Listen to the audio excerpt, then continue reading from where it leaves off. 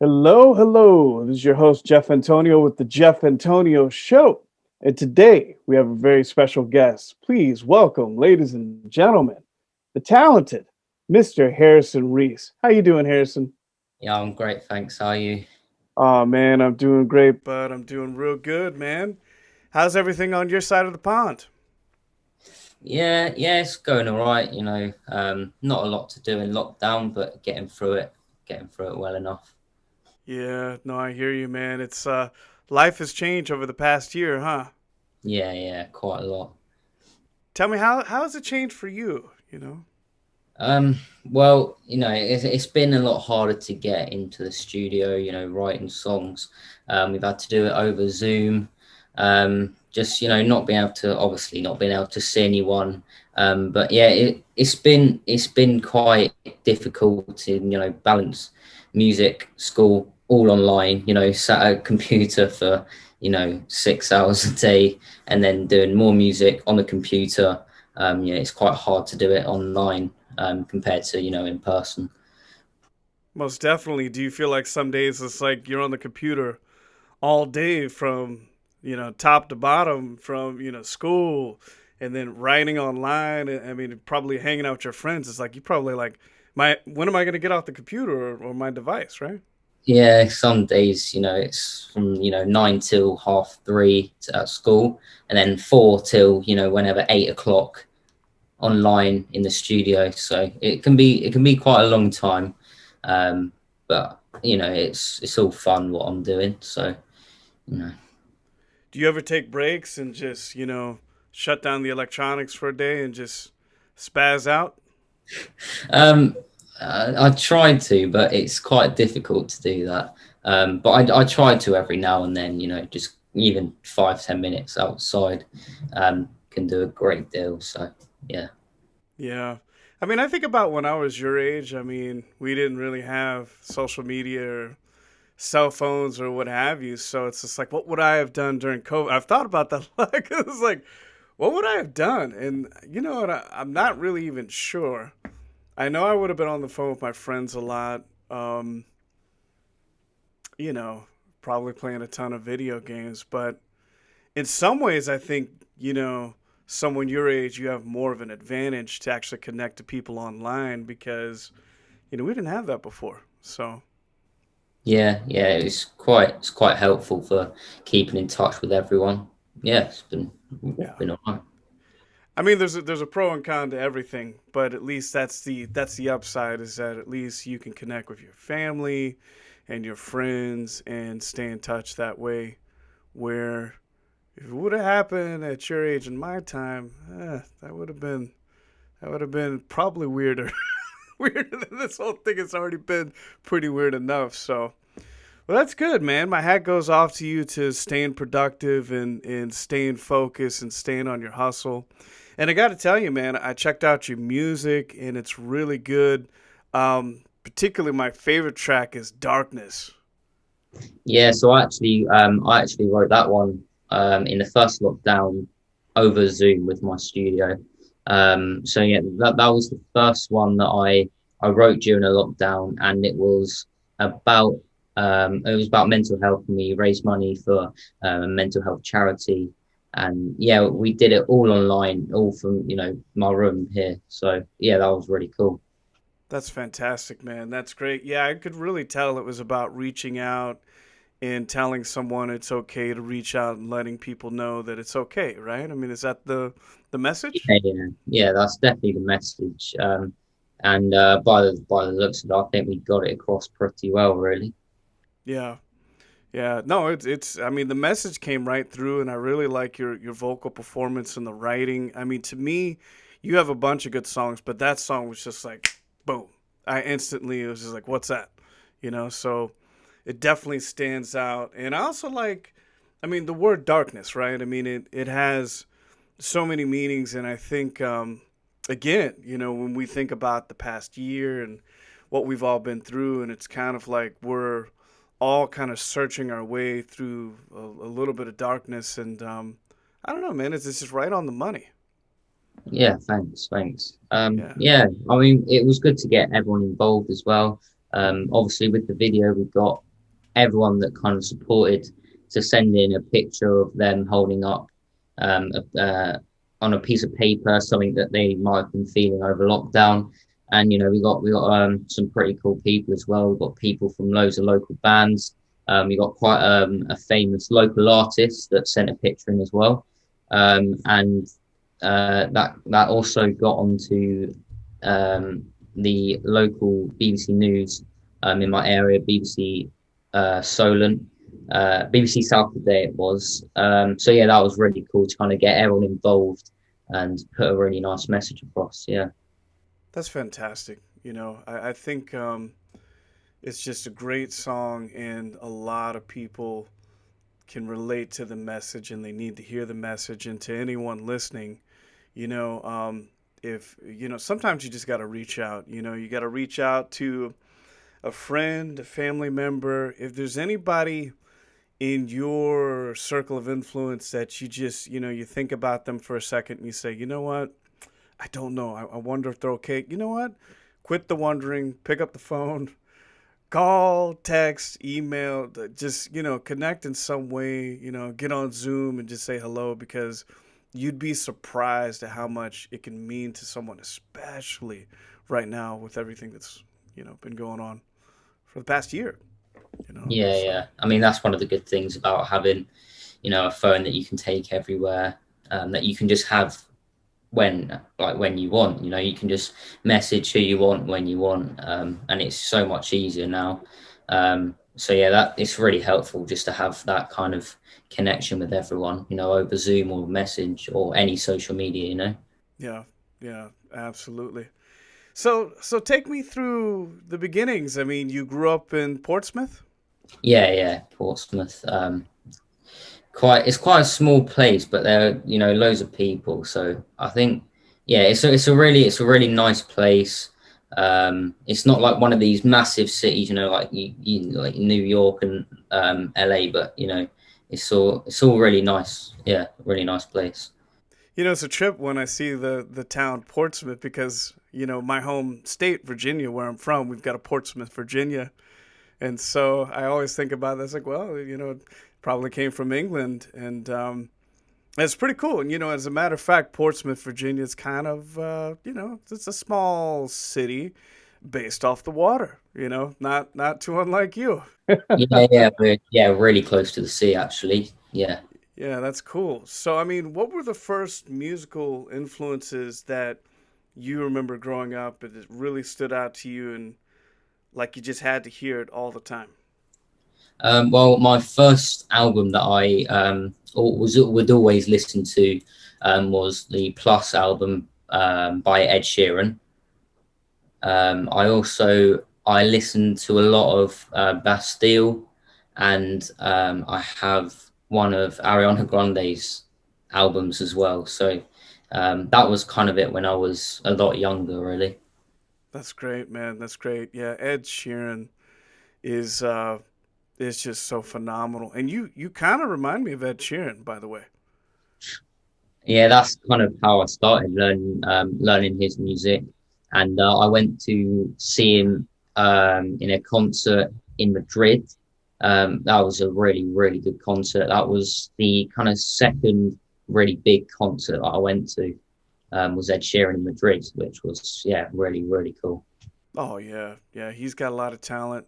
And yeah, you kind of have that vibe going on with the guitar and the vocal and the way that you, not saying you sound like Ed so much, but I can feel his spirit through your music, and I think it's a great thing. And also a little bit of Shawn Mendes. I don't know if you're a fan of Shawn. Yeah, so you see, a lot of people say Shawn Mendes. Yeah, I actually really like his music as well. Yeah, So those are the two artists that everyone kind of says, "Oh, you're quite like him and him." So yeah, those are two quite big inspirations. absolutely. They're both fantastic. So, I mean, at what point when you were, growing up and you were listening to Ed Sheeran, did you say, you know what, man, like I love music, and I either want to sing or play guitar. I mean, what was that moment like?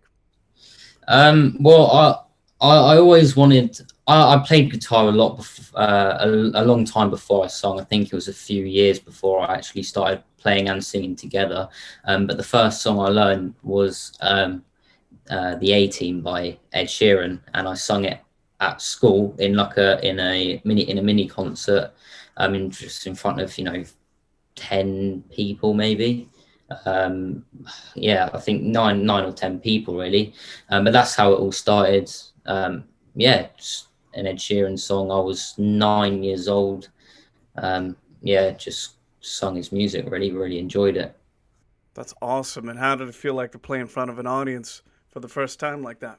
Yeah, it was quite scary, but I feel like I was quite well prepared. I obviously played in front of family and friends before, but having a kind of live audience, it can be scary and it takes some time to get used to it. But I think, just the more you do it, the easier it becomes, and then you can play in front of 20 people and then 30 people.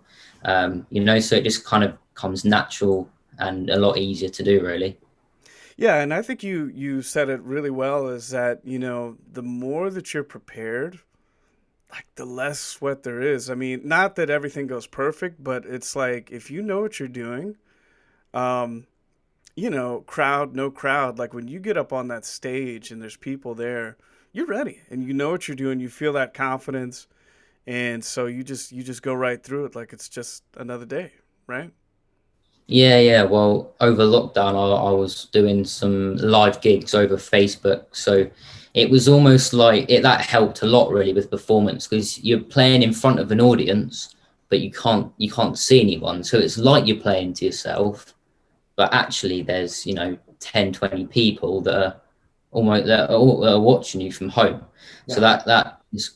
that's been really good for live performances, building up confidence and stuff. That's fantastic. That's fantastic. So, I mean, from there, after that first show, where did you go from there? I mean, how did you decide that you wanted to keep going and take it further? Well, after a couple of small concerts and stuff, it's actually quite a funny story. I went from kind of 10 to 20 people, and then I played at the Guildhall when I was 9, which has, I think it's like maximum 2,000 people. So it was quite a big jump there. Wow. Um, but yeah, just I played at Victorious Festival, which is a local festival in Portsmouth, when I was 10, and I've done that for the past 4 years. From 10, however many years it was, not including this year, obviously. I've done that, so that's quite good as well for just getting your name out there, getting performing and playing. So I was quite young when I started playing in front of audiences, and it's just got a lot easier and easier, and more comfortable in time, really. That's fantastic. And then what about recording? I mean, how did you even know where to begin or what to do and putting that together? Well, I was playing at a gig in a kind of pub restaurant in Portsmouth, and they streamed the whole night onto Facebook, and a recording studio saw that live because they were watching one of their other clients perform, and they kind of got in touch, and I went to the studio and I signed on to their artist development program. So we were recording covers regularly, every kind of week, really, recording a cover. And then I recorded 5 originals. I think we're getting on to our 7th or 8th now. So recording originals and covers with them, really. So yeah, that's how I kind of got into recording my music. That's fantastic. And like, what was the process like? I mean, did you go in there and kind of, put down guitar and piano first? Or I mean, how did that work? Yeah, so I like to come up with a concept of the whole song. So not necessarily lyrics, but just a general theme. And then I normally get the track down. So I work with the guitarist at the studio, and we get a basic track down. and then I work with the lyric, kind of the singer, the lyric writer, um, and we write down some basic lyrics, and we just build up and build up until finally we've got a whole track really. That's fantastic. But you go into the studio and you're just like, you have the whole concept thought out. You've got notes. You know what you want to do walking in versus vice versa, right? Yeah, so I kind of I know what I want to do, but obviously the people in there help with actually executing it to the best of my ability, really. So they're really, really helpful when I'm writing and recording. That's fantastic. That's fantastic. So, I mean, as you know, when you record a song and you're in the studio, you can manipulate, change the track, take this vocal out, put it back in, turn up the guitar, turn it down. There's a million different ways that you can work out a song but at what point do you know when you're done with the song and there's nothing else that you need to add?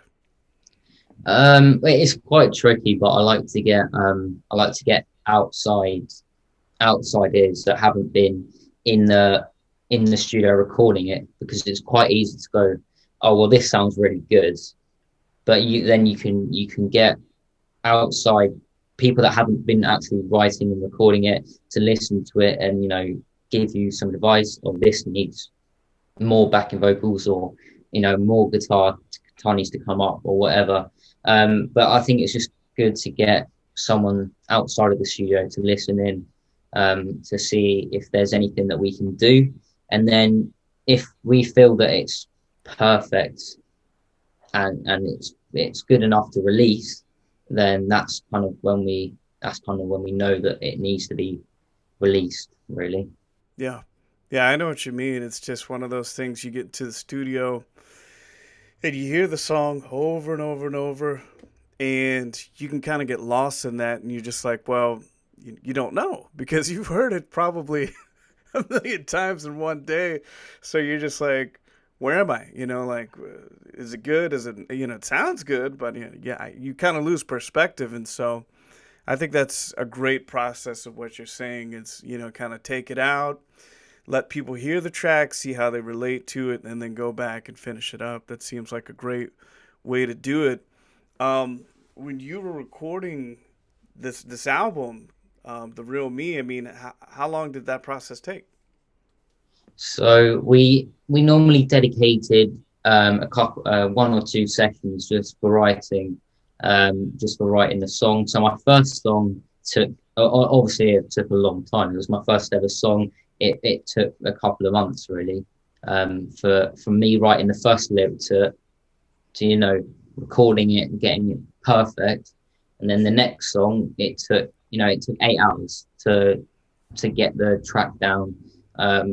But in the process of writing the first song, my voice broke, so we had to re-record it, 3 or 4 times. So the whole process took 5 or 6 months, just from writing the first lyric to then actually being able to release the final product. So it takes normally a day or two to get the track and the lyrics written down, but the whole releasing process takes a few months. So it's taken roughly 16 months just to get that first EP finished. Yeah, yeah, and that's about right. I mean, a lot of people who don't, write music or play music, they don't realize that the process involved. And, it's just so funny about how some things are just always true, and music really is like anything else. I mean, you could even relate it to sports, right? I mean, the first time you try to do something in a sport, it's gonna be a little bit more difficult because you've never done it. And then you try it again, and then you try it again, and then before you know it, you've got that creative process going, right? And it's easier because you've kind of built up that muscle. Yeah, yeah. So it obviously becomes a lot easier after time that you do it. But yeah, I play a few sports, so I can kind of relate it. From having like just nothing. You can barely do this or barely, hit the ball or whatever you're trying to do, barely score a goal. And then from, you know, doing it every single week, and it becomes like almost muscle memory, that you can just do it without even thinking about it. Yeah, yeah. And you think about, some of the most prolific artists out there and releasing music, sometimes a ton of music at one time. And I think the rest of the world's just like, well, how can they do it? It's just like they've built up this momentum and they're just used to, they're in that creative zone, and they can just write and get it done, and if you're in your zone, you can do that. So that's really interesting to hear. So let me ask you this, Harrison: if you could only record in the studio and have massive hits, or you could only play live for the rest of your life, which would it be?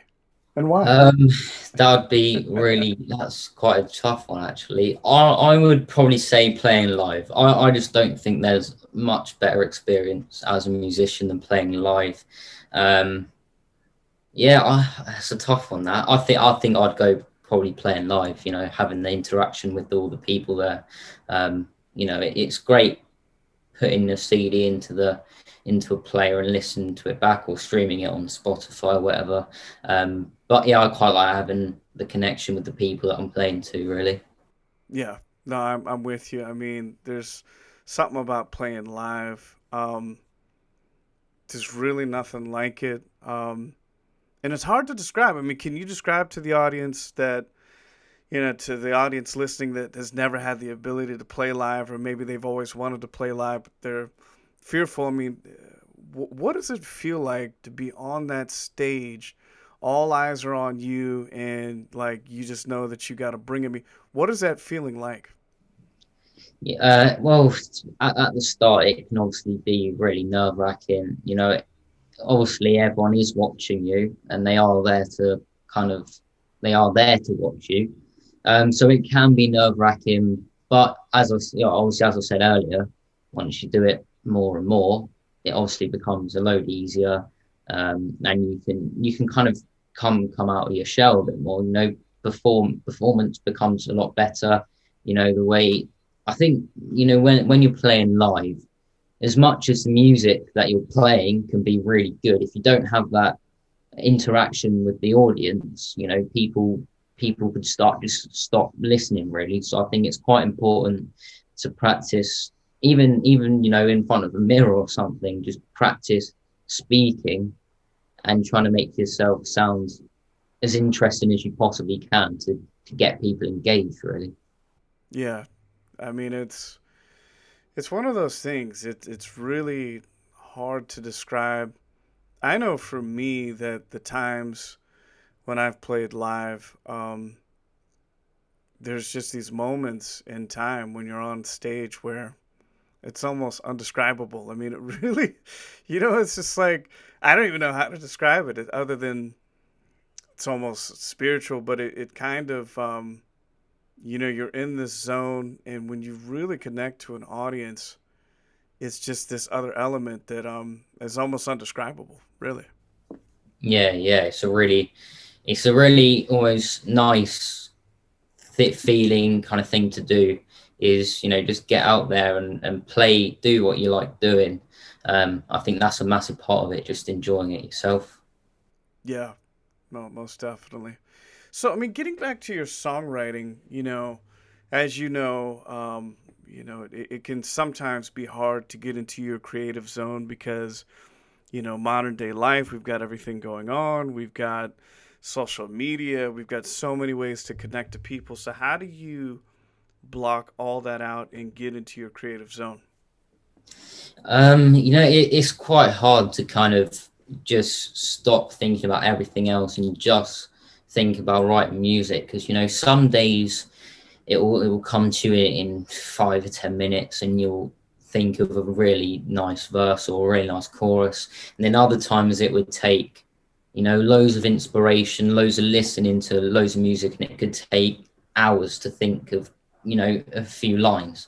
So it is quite hard to just sit down and just think of lyrics. I think it's a lot of it just comes to you naturally, and then obviously the more and more that you do it, things will come easier, and the process will become quite a lot quicker.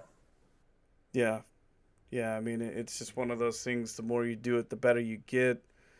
I know for me that sometimes I work better in short doses. So if I'm working on a track, I'll do like maybe a couple of hours and then I'll walk away and I'll do something else and then I'll come back to it.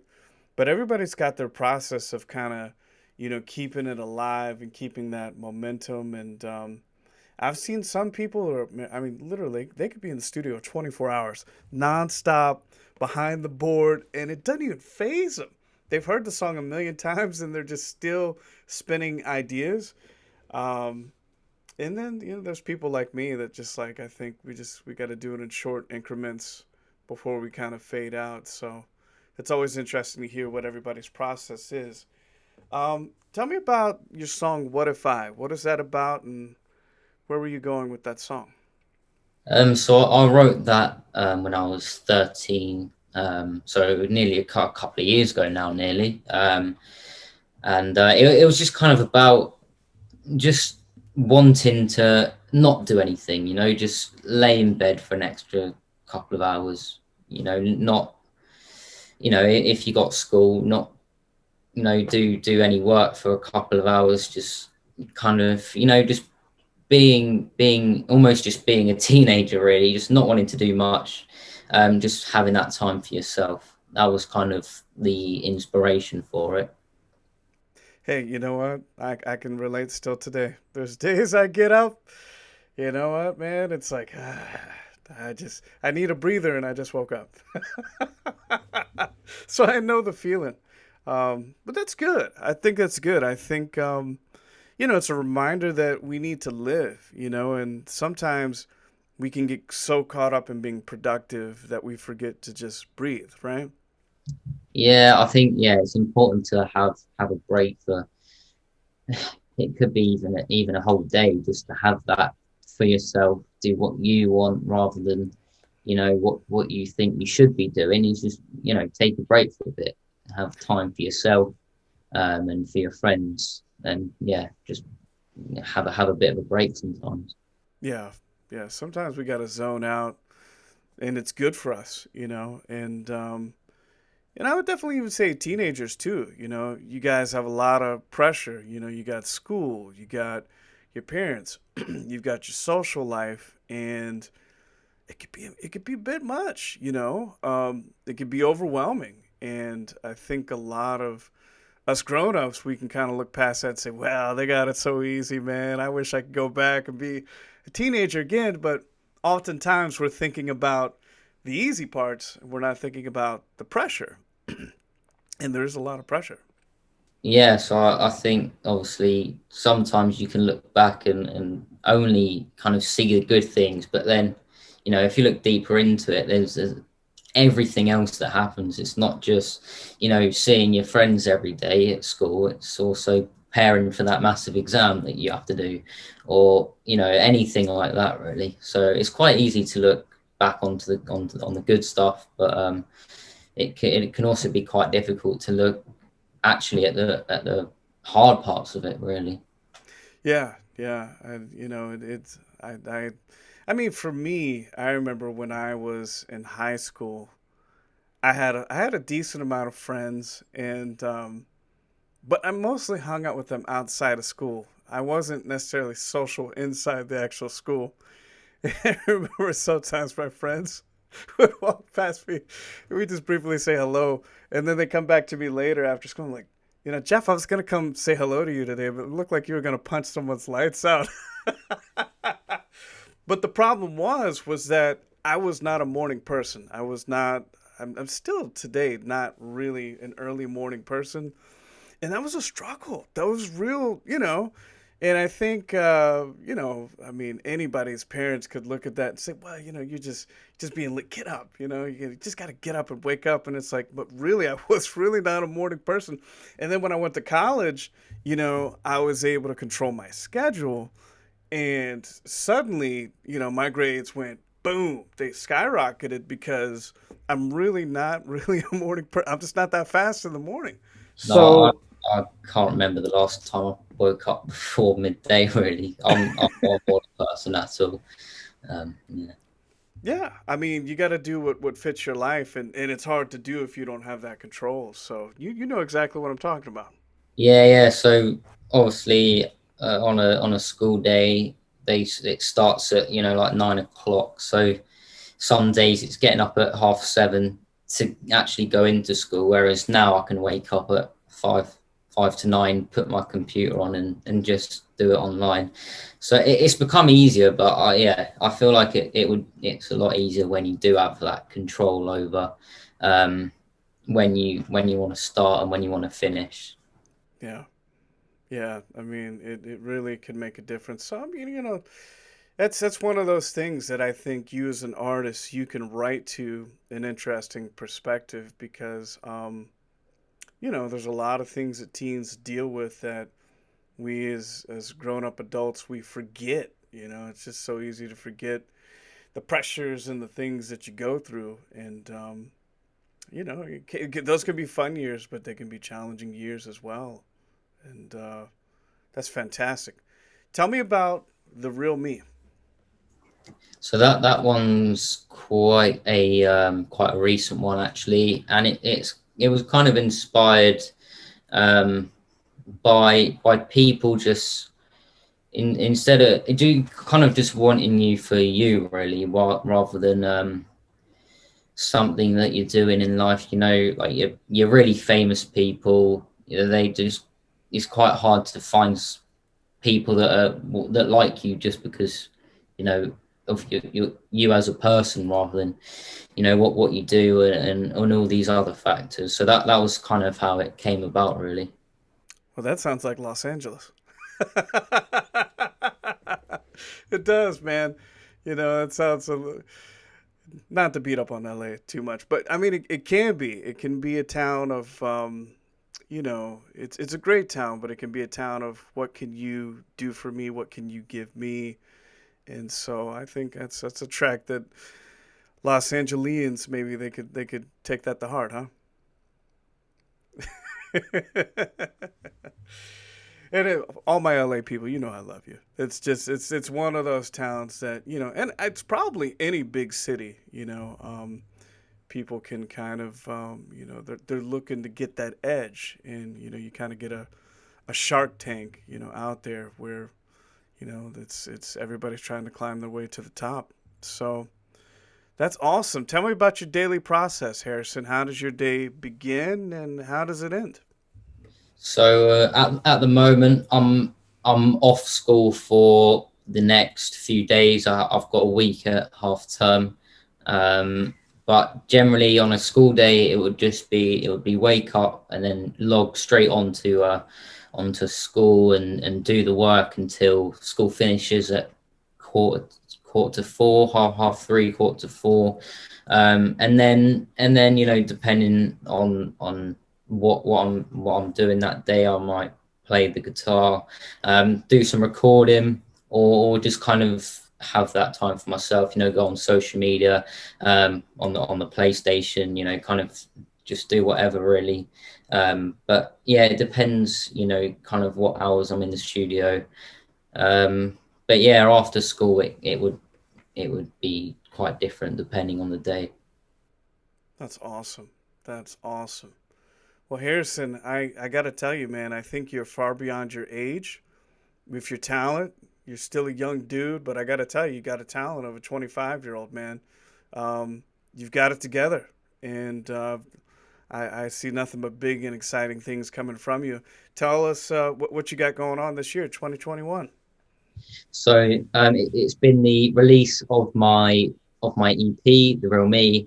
But obviously I'm not doing live gigs at the moment. But in kind of October, I think I'm planning to do a launch for the EP. So I sell tickets and then people come and see. We get support acts, and so there, I think that'll be a really great night. Just trying to get out. doing more gigs. I'm releasing a new single really soon, um, which will be on my next EP. But nothing else too major. I think I'm working with a company at the moment, which are putting my new single onto a 7-inch vinyl, and they're on pre-sale at the moment. And I think they're really limited, so there's not many left. But they sold out really quickly, which was really nice. Yeah, I think that's kind of it, really. Just a lot of music stuff. Very impressive. Very impressive, man. You got your music on vinyl. I tell you, man, that is cool stuff, and it's selling out. And I see why. I see talent, man, and I call it as I see it. And Harrison, you got some real talent.